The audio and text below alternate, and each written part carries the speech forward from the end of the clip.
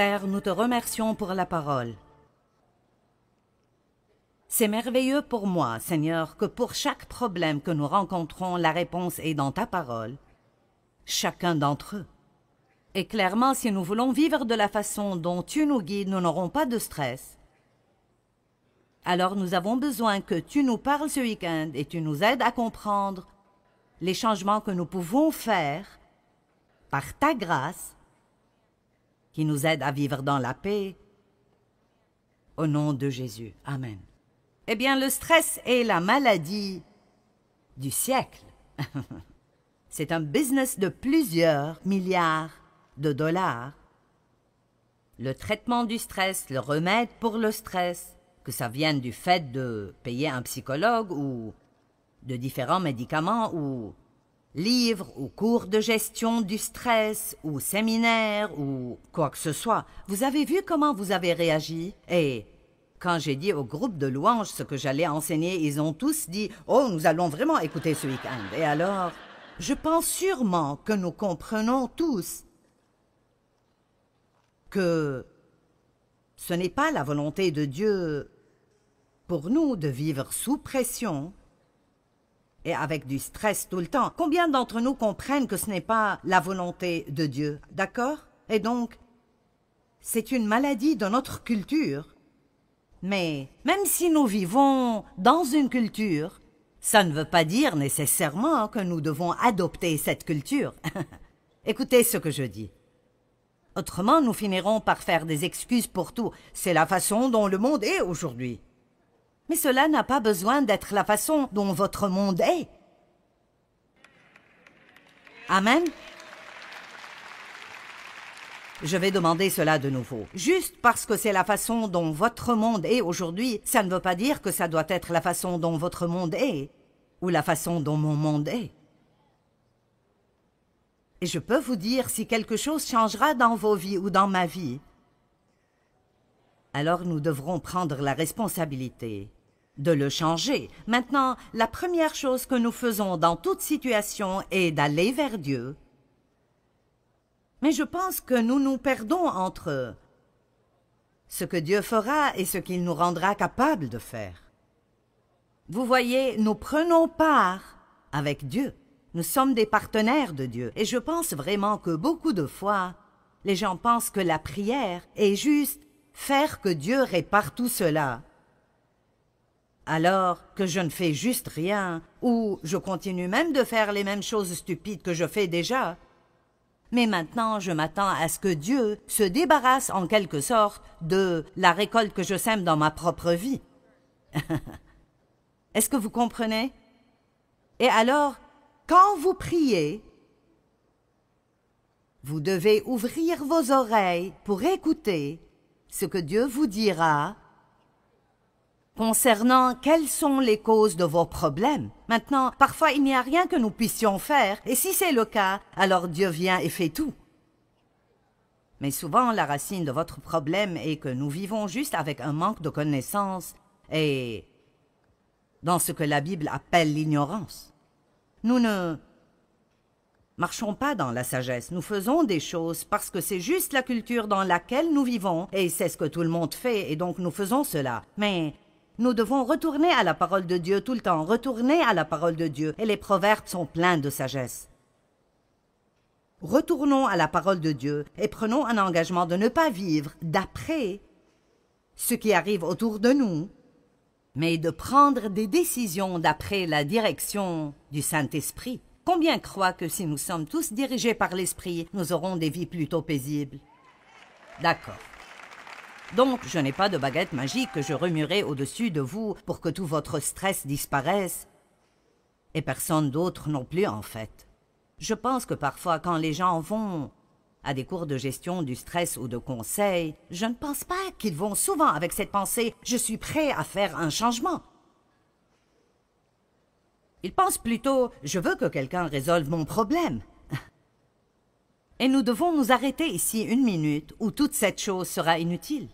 Je ne peux pas résoudre vos problèmes, et Dieu non plus, si vous ne faites pas ce que Dieu vous dit de faire, ou faites ce que Dieu vous dit de ne pas faire. Je veux que vous compreniez ceci, parce que c'est venu à moi vraiment fortement, que la prière n'est pas « maintenant Dieu va réparer tout cela ». Je veux dire, il y a tellement de fois où c'est ce qui arrive parce que peut-être que vous faites déjà ce que Dieu vous demande de faire et maintenant Dieu doit faire sa part. La prière n'est pas juste parler à Dieu. La prière, c'est aussi écouter Dieu. Et Dieu répond bien. Il ne parle peut-être pas exactement comme nous le faisons, mais Dieu communiquera avec vous de plusieurs différentes façons. Dieu vous parlera aujourd'hui à travers ma voix. Si vous écoutez, il parle à travers la parole de Dieu. Il parlera à travers un petit enfant. Dieu parlera à travers une circonstance. Je veux dire, il parle de différentes façons. Et nous devons prier et obéir. Il n'y a pas une seule personne dans cette salle ou qui regarde à la télévision qui ne peut pas échanger une vie de stress contre une vie de paix. Si vous êtes prêt à ne pas juste avoir une formule magique, mais à vraiment commencer à arriver à la racine de certains des problèmes à cause desquels vous avez du stress, et vous devez alors être prêt à faire les changements qui doivent être faits avec l'aide de Dieu. Je le dirai encore et encore, sans lui nous ne pouvons rien faire. Mais je pense que c'est aussi sûr de dire que sans nous, il ne fait pas grand-chose. Hein?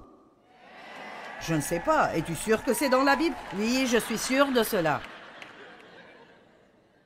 Ce n'est peut-être pas dit comme cela, mais Dieu nous dit d'oublier nos soucis et pas nos responsabilités.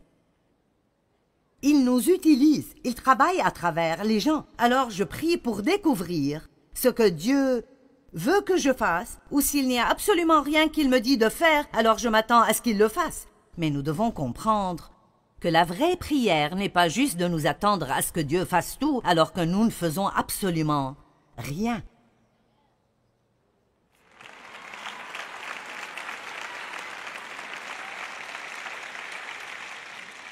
Le stress est tout autour de nous, et il y a peu de chances qu'il diminue. Donc, quelles sont nos options? J'ai essayé pendant de longues périodes de temps de changer tout autour de moi. Et c'est peut-être là où vous êtes maintenant. Eh bien, si tu arrêtes de faire ça, j'aurai la paix. Et si tu arrêtes de faire ça, j'aurai la paix. Et si tu commences à faire ceci, alors j'aurai la paix. Si j'avais plus d'argent ou si j'avais un meilleur patron, j'aurais la paix. Et c'était toujours quelque chose d'extérieur. Allons maintenant. C'était toujours quelque chose d'extérieur qui était la raison pour laquelle je n'avais pas de paix. Et vraiment, ça nous ramène en arrière jusqu'au jardin d'Éden, le blâme. La femme que tu m'as donnée, elle me l'a donnée.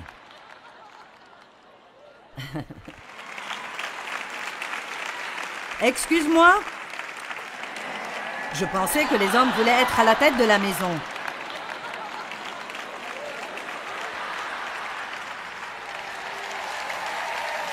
Quoi, à propos d'être à la tête du jardin, il faut commencer comme il faut. Ne vous inquiétez pas, je continue.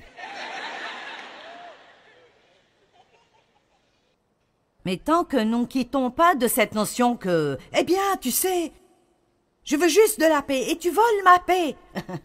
Et si mes circonstances changeaient, j'aurais plus de paix. Vos circonstances? Je ne veux pas être décourageante. Vos circonstances changeront peut-être, mais vous en aurez d'autres. Hein? Je veux dire, c'est vrai, vous savez, vraiment, celles que vous avez s'en iront. Quelque chose d'autre viendra. Nous devons juste apprendre comment être dans le monde, mais ne pas agir comme lui. Donc le stress est tout autour de nous. Il n'est pas prêt de diminuer, donc quelles sont nos options? Eh bien, nous n'en avons que deux d'après ce que je perçois. Continuer à être stressé jusqu'à ce que nous craquions. C'est une option et, tristement, je sais que certains de vous prendront cette option. Ou vous pouvez apprendre à ne pas être affecté par le stress en l'empêchant de venir en vous. Ce qui est autour de nous n'a pas besoin d'entrer en nous. Amen. La paix a été définie comme étant un cœur calme. Et mon Dieu, j'aime cela. un cœur calme. Jésus était entouré par des situations stressantes, rejeté par sa famille et ses amis. Certains passent par cela maintenant. Vous laissez cela vous stresser. Accusé d'être vil, accusé de faire quelque chose ou avoir une sorte de motif méchant qui n'est pas vrai à votre propos du tout. Les fausses accusations peuvent nous stresser. Nous voulons convaincre tout le monde que nous sommes bons. Remarquez que Jésus n'a jamais essayé de faire cela. Ses disciples avaient besoin de beaucoup de corrections. Il les édifiait pour le travail de porter l'Évangile au monde et ils avaient une période très courte pour faire cela. Parfois, tous les gens autour de nous qui ne font pas ce qu'ils devraient faire peuvent vraiment nous stresser. Je dois toujours te dire quoi faire, à chaque fois, constamment. Et puis quand je te le dis, tu ne peux pas le faire. Des foules énormes le suivaient partout. Et ils voulaient tous des miracles, des guérisons et être aidés d'une certaine façon. Vous savez, j'ai même dit, tous ceux qui viennent vers moi veulent quelque chose. Certaines des mamans, vous vous sentez ainsi. Votre mari veut quelque chose, les enfants veulent quelque chose, puis vos parents vous appellent et ils veulent quelque chose. Et puis votre belle-mère veut quelque chose, et c'est juste que tout le monde veut quelque chose de vous, et vous n'avez plus rien à donner. Combien d'entre vous ressentent ceci? Mais vous voyez, Jésus, bien qu'il soit là pour les gens, il avait des limites. Et nous allons parler des limites plus demain soir.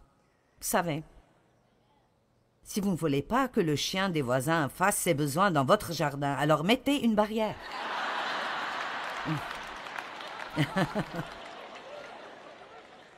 Amen. Et cela veut dire que nous devons mettre des barrières autour de nos vies et dire « Tu peux t'approcher comme ça, mais tu ne peux pas venir plus près. »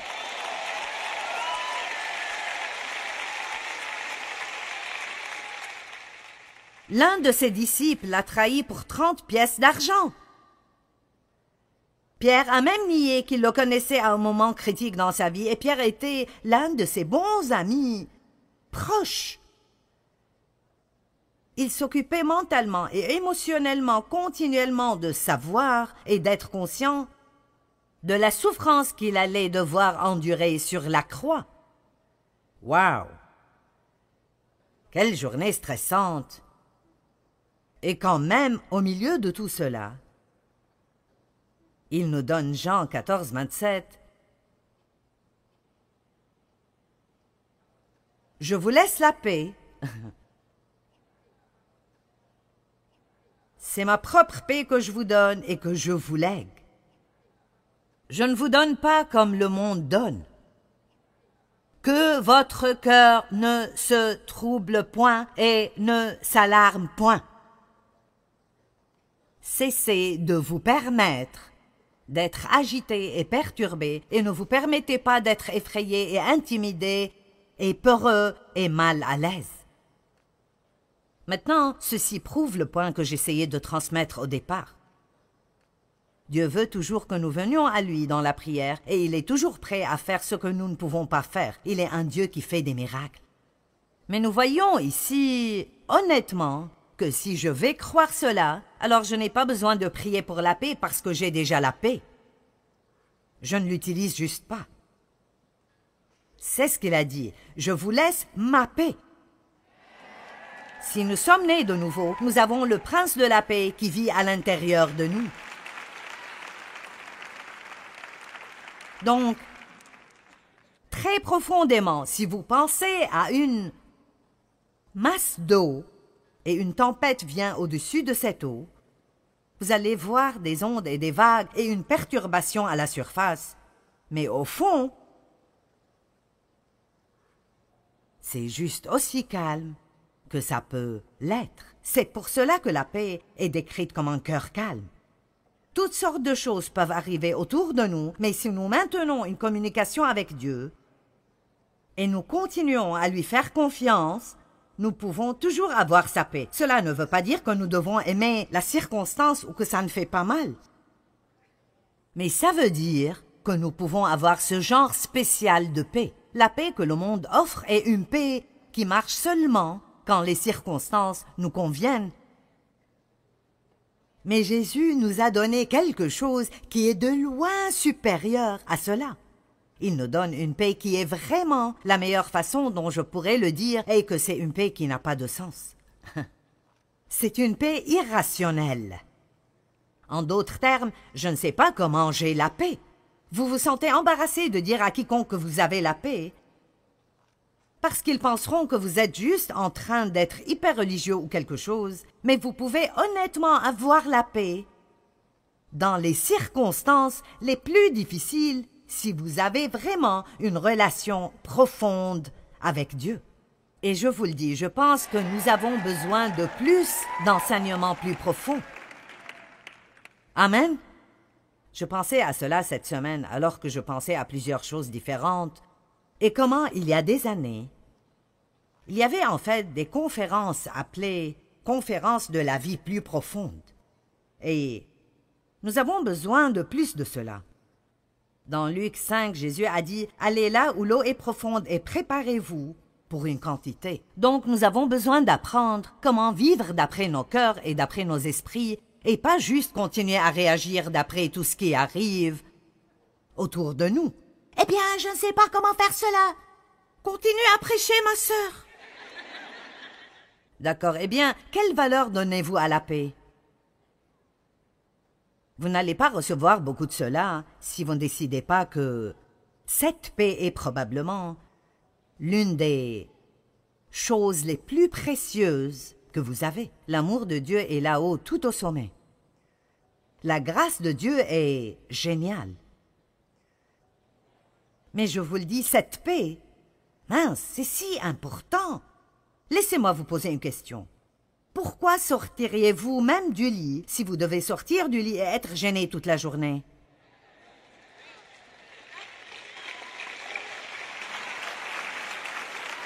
Et c'est pour cela que certaines personnes qui sont déprimées n'essayent même pas de sortir du lit, parce qu'ils ne veulent pas faire face à un autre jour. Mais ce n'est pas la réponse. La réponse n'est pas de se cacher de la vie. Ce n'est pas d'éviter vos problèmes. C'est d'apprendre comment s'occuper de choses comme Jésus s'occupait des choses. Laissez-moi partager ma marche de stress avec vous pour que vous sachiez que je sais ce dont je parle. D'abord, j'ai été sexuellement abusée par mon père. Pendant plusieurs années, j'ai épousé le premier homme qui est venu, juste pour échapper.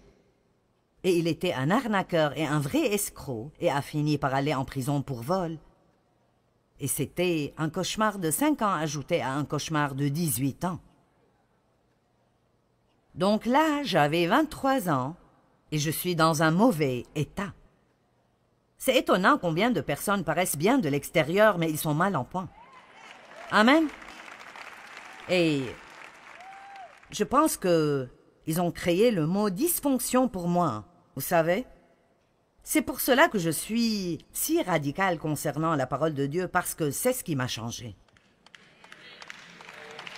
Et non seulement la lire, mais la recevoir, l'aimer, lui obéir. Et ça a été une aventure de 40 ans, mais laissez-moi vous dire, la parole de Dieu travaillera dans votre vie si vous ferez tout ce qu'elle vous dit de faire. Et ne me dites pas ce « je ne peux pas », parce que tout ce que Dieu nous dit de faire, il nous donnera la capacité de le faire si nous le voulons.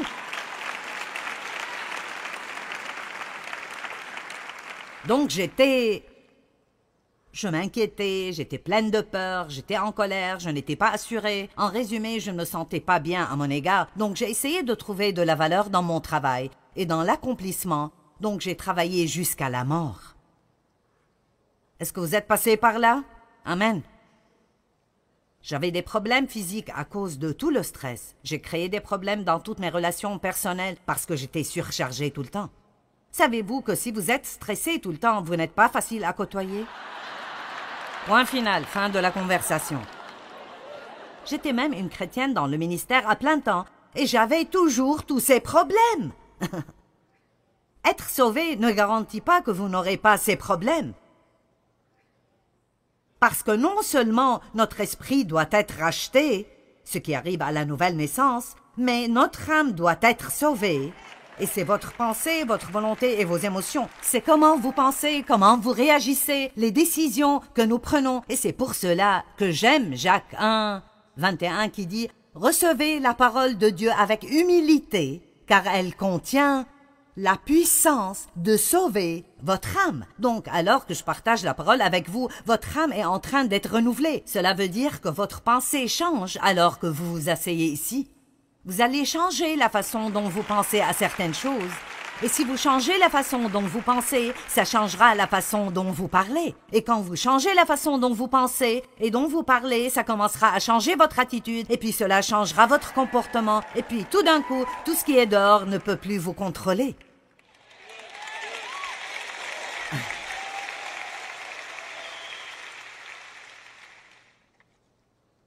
Après plusieurs années de tourments,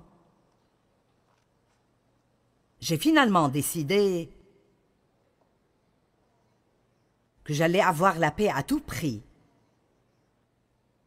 Et je veux m'arrêter et dire que Dave était un grand exemple pour moi. Et si vous êtes l'une de ces personnes très paisibles et vous pensez que vous n'avez pas vraiment besoin de cela parce que vous n'avez pas de problème de stress, vous en avez vraiment besoin parce que vous côtoyez des tas de personnes qui en ont.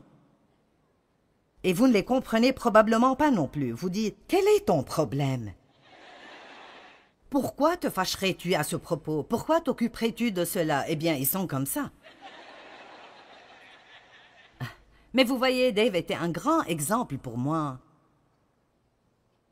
Que je pouvais avoir la paix parce que je venais d'un endroit où je ne savais même pas ce que c'était. Combien d'entre vous ont grandi dans une maison et une atmosphère colérique, violente et outrageuse, et vous ne saviez même pas ce à quoi la paix ressemblait? Je ne savais pas ce que c'est. Quand je commençais à avoir la paix, ça m'ennuyait. Et comme c'est stupide, j'étais vraiment ennuyée. C'était comme... Honnêtement, si je n'étais pas fâchée et je n'avais rien qui m'inquiétait et je n'étais pas en colère contre rien, je ne savais pas quoi faire de moi-même. Et je ne plaisante pas. Je me souviens de m'asseoir dans un fauteuil à bascule en pensant « c'est ennuyant ».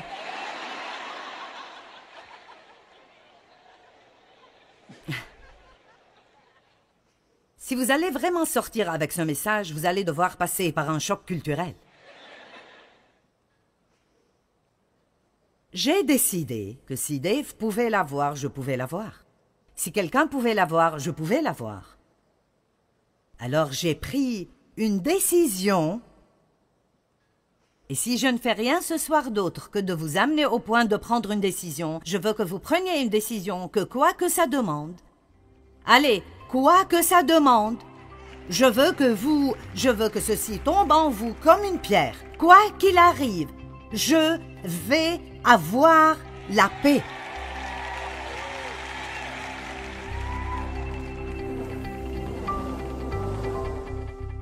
Vous ne devez pas vivre surchargé et stressé. Vous pouvez en fait prendre le défi de faire tout ce qu'il faut pour avoir la paix. Et l'une des façons de commencer est de reconnaître que Jésus vous a déjà donné la paix. Vous avez la paix en vous. Vous avez juste besoin de l'exercer et y accéder. Dans Jean 14, 27, il a dit « Je vous laisse ma paix. C'est ma paix parfaite que je vous donne. »